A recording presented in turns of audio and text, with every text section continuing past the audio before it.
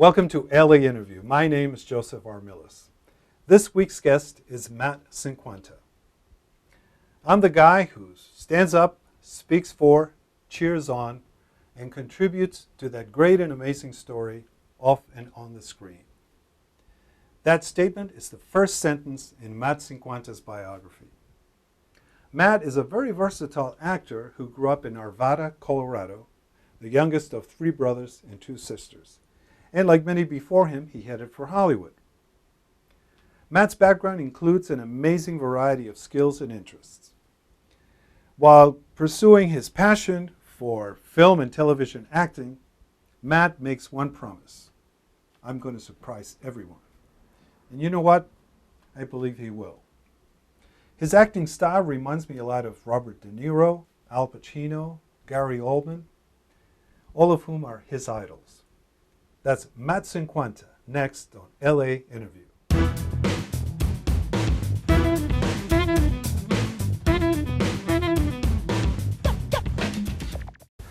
Welcome to LA Interview, Matt. Thank you very much. Very nice to have you here. I'm happy to be here. Good. Matt, your journey into acting is very interesting and somewhat unusual in that you suffered from stage fright for a number of years. Tell us about your journey and your eventual success in conquering that fear. Wow. Well, in grade school, I was fine all the way through the 5th grade, and then one day in the 6th grade, I had to do an oral report, and I stood up in front of the class, and the paper started to shake, and my breathing was off, and and I couldn't talk. And then finally, and I tried, but I hyperventilated. So it's almost like a panic attack kind of thing? It was, and I have no idea why or where it came from, but from that day forward, I never read aloud from a book. I never did another oral report. I didn't volunteer questions in class. I mean, it was crippling. Wow. You can imagine how that affected my grades and all that, but through junior high school, in college as well, I never did it. Wow. And even in speech class, it was required for high school. For high school, right. Right. So it was the first class of the day at 7:25. I was, that's what our oral communication class was. And I was the first one up just to do the 3-minute speech. That was how they started us off, getting us warm, 3 minutes first. And by 7 o'clock, I had consumed a 6-pack of beer, and I was an athlete. I was a football player, and this was my junior year, actually, in high school. And I went up there, and my teacher knew it. He could tell I was 10 seconds into it, and he raised his hand. He's like, and I went back, and he said, "Take off, see the principal, and wait for me there." So, wow. It was a terrible thing. And I was the best man in 3 weddings. Would have been 4, but one of the weddings didn't happen. Right. And off in the kitchen, where no one could see me, I was drinking 8-9 glasses of red wine. Just to get the courage to go and speak. To settle the nerves. It was terrible. And wow. Then the toast, went really well. Yeah. One of them was, one of my buddies was a fireman, well-liked and well-known in Colorado.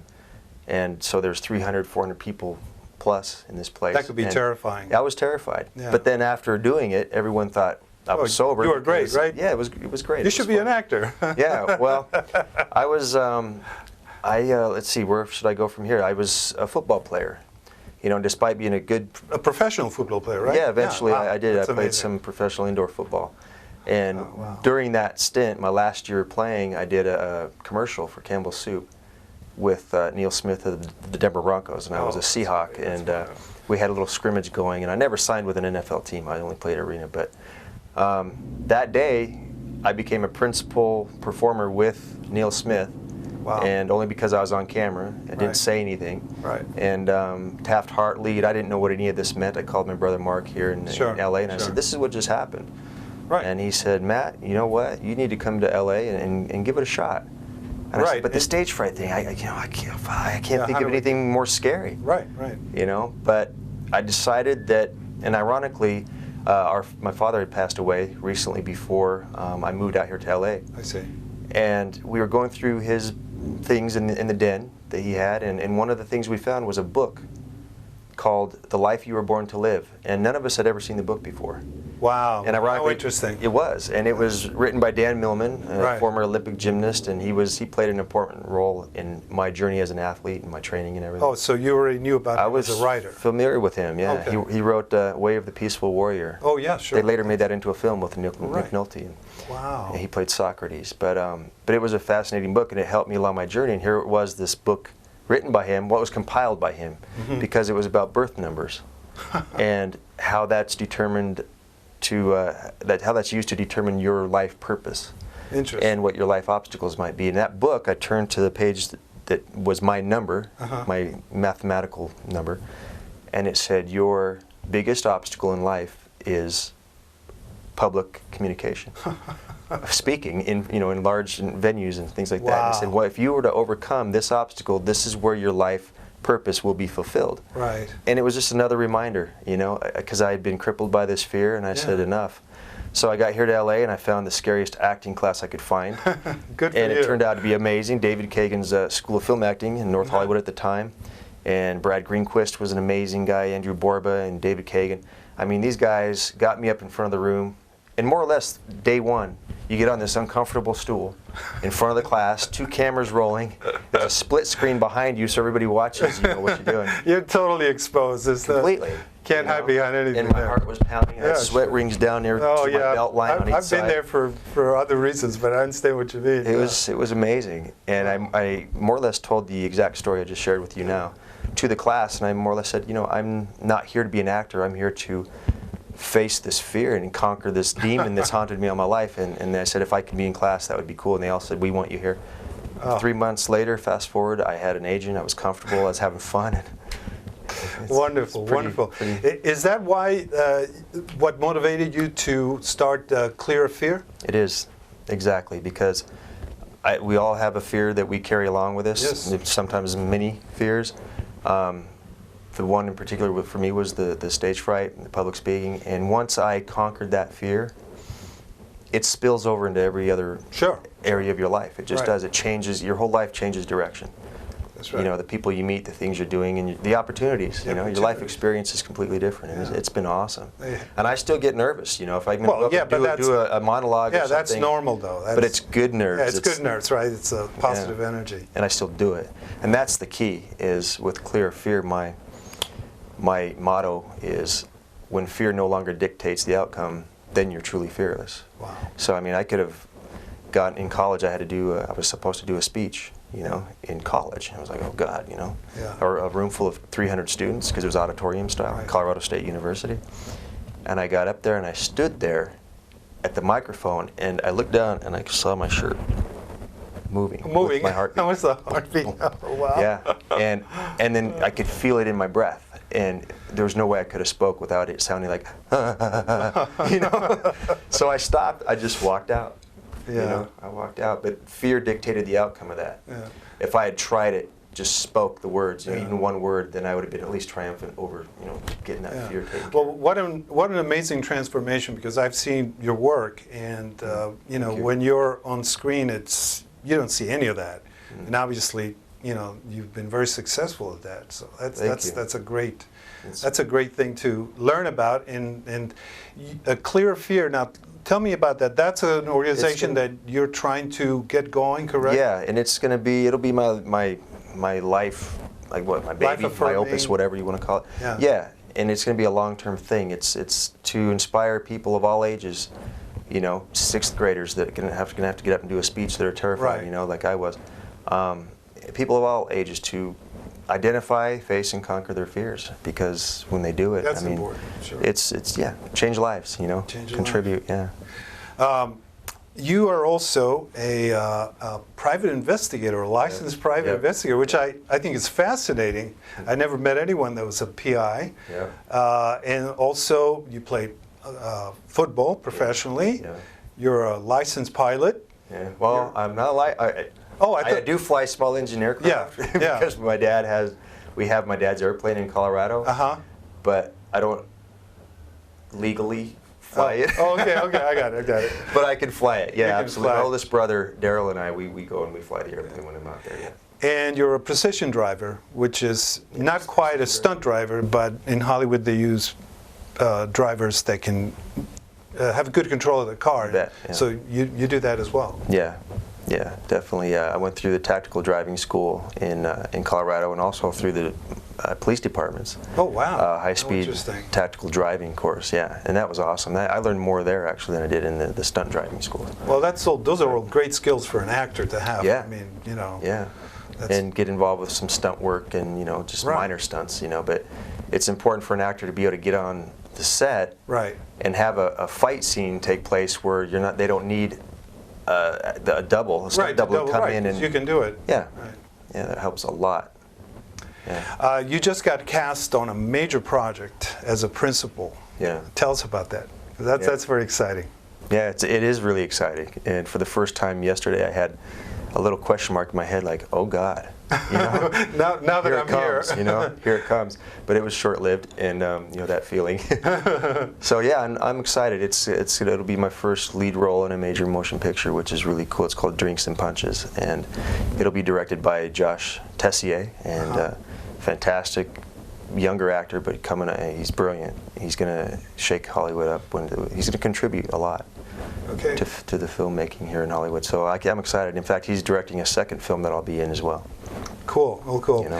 We have a clip of some of your work, and we're gonna show that now. Okay. Great. My partner set us up.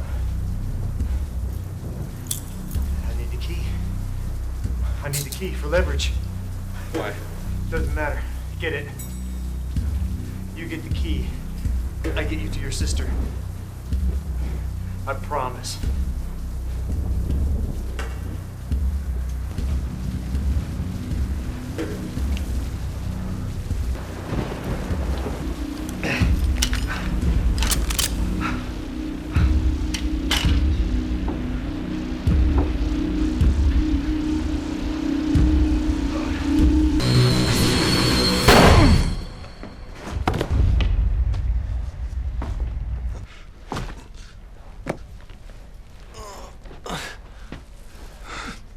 Thanks, Cobb.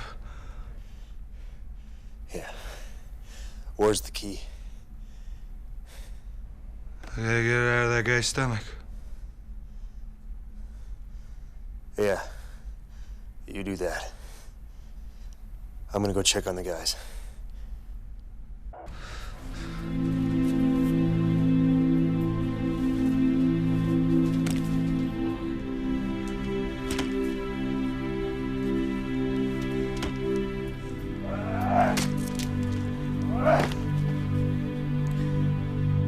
Perez! Myers! Anyone?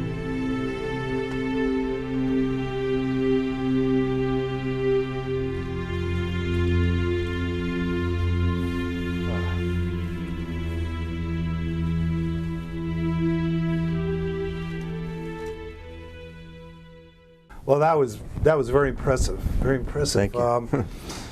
You have a certain intensity and focus in your acting that pulls the viewer in. Where does that come from? Wow. Thank you. Well, it comes from enjoying the process. I mean, just enjoying what I'm doing and understanding what's happening in the scene or the story, who this character is, and just letting myself be there as this person. I mean, really, that's it. It's a playground, really. yeah.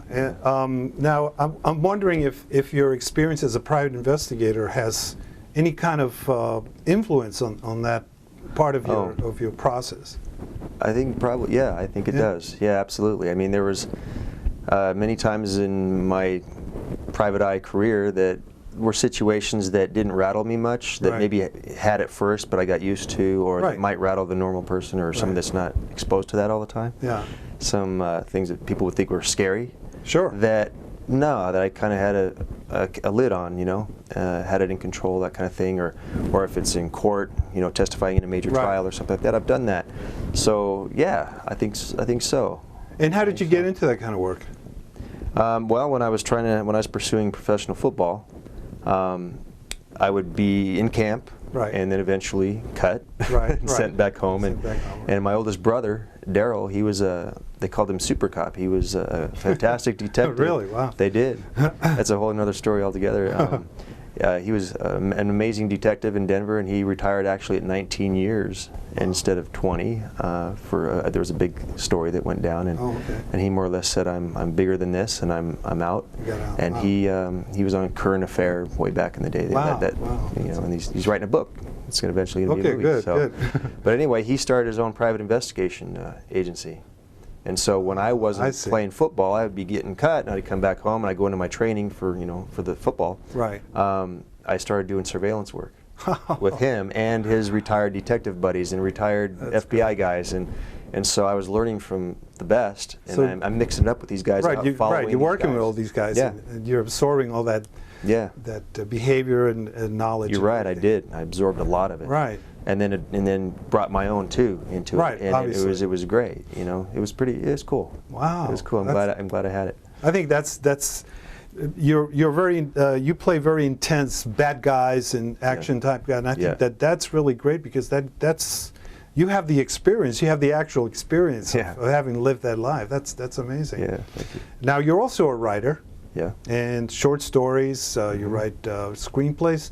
Talk about that part of your creativity. What kind of projects are you working on? Well, yeah, I've written 2 short films. I was completely engrossed in Heath Ledger's version of the Joker. I thought it was an amazing endeavor or an achievement that he did. He did. It's phenomenal. And I had a strong liking to it. So when they were talking about recasting the role and that kind of thing, just for a short time they were talking about Johnny Depp and stuff like that, jumping in and doing it. And I thought, you know what, we should probably leave this one alone, and I took offense to it. So I rewrote the scene, the magic trick scene, the pencil magic trick scene from The Dark Knight. I rewrote that, and my brother shot it and directed it, and it was called Hollywood Joker. It was great, you know. And yeah, I've seen that clip. It's wonderful. It was fun. Thank you. Yeah, and then we did it again. You know, when rumors started coming out, recasting again, and we thought that maybe it should be continued, but not with the. It's just a cameo in the last one. Right. You know? Right. But yeah, with the Joker Returns, it was another short story I wrote and kind of used some of the dialogue from the films to convey a message. Right. You know. But and then I also wrote my first screenplay I wrote was called Rock'em Sock'em Robots, and I wrote that in 2008. And you gotta move on things, and I don't have the contacts and relationships or the know-how to bring something to the to the development room of a studio or something. And then Real Steel came out, and it was great. I loved what they did with it. Right. So that kind of killed the project a little bit. Yeah. Yeah. And then outside of the entertainment area, I wrote an ebook on health and fitness. Wow. It's called Flab to Fab. Oh, cool. Cool. Yeah. And it's a guide to better fitness for people that want to, lose some flab and get in better shape and improve their lives. So I think it's important to stay in shape. We all want to stay in shape and stay healthy. So that's a laundry list of all the things that an actor should really be doing for themselves. So that's great. Yeah, it is. Sure. Now, on the funny side, I know that you have a wish or a plan that involves salsa dancing. Now, what's that about? Oh, really? You read that, did you? I read that, sure. Yeah, so I think Penelope Cruz or Salma Hayek, maybe Adriana Lima. Okay. They need to have a salsa dance with me. Oh, okay. You've been warned. Please, yes. Matt Cinquanta's coming after you for a dance. That's right. I'll be at the Alma Awards tomorrow night. Oh, good. So, that's wonderful. Yeah. So maybe it'll happen. Maybe it'll happen. Well, maybe You're making me sweat now. A little bit. Me too. I'm getting a little excited. I've had a weak spot for those women for a while now. Cool. Yeah. What's next for you after the film, and what are your plans? What's coming soon? After the film? Yeah. Well, this next film, Drinks and Punches, I don't know. I think that's going to wrap in. It'll wrap in November, early to mid-November, and then we pick up with what's titled Caliber Run, which is a Universal picture, and that'll run into January. And then, lucky enough, just in the last day or two, I found out that I'm up for consideration anyway for a high school baseball coach in a teen comedy. Oh, wonderful! And it's a working title right now. You'd be great at American. that. Awesome. Thank you. Yeah, I need that. I need some more comedy in my acting and my reel. I mean, I'm holding a gun and everything, or a knife or something. It's like somebody throw me a kitten, right? I have a soft spot, So, I'm a nice guy too. Yeah. That's wonderful. That'll take me through January, and hopefully, who knows? Hopefully more things after that. I think I'm ready to turn a corner, and then it's going to be off and running, and exciting times. Well, we wish you the best of luck because you're a really talented guy and a nice guy. Thank you. And I know you're going to make your way into the film and TV industry, and good things are going to happen for you. Absolutely. Thank you so much for coming Thank to the you LA also, interview. Joseph. Thank you. Take care. All right. You as well. Bye. You can find out more information about Matt on imdb.com, on Google, on linkedin.com, on Twitter at Matt Cinquanta, and on his own website, mattcinquanta.com. Thank you so much for watching. We'll see you next time on LA Interview.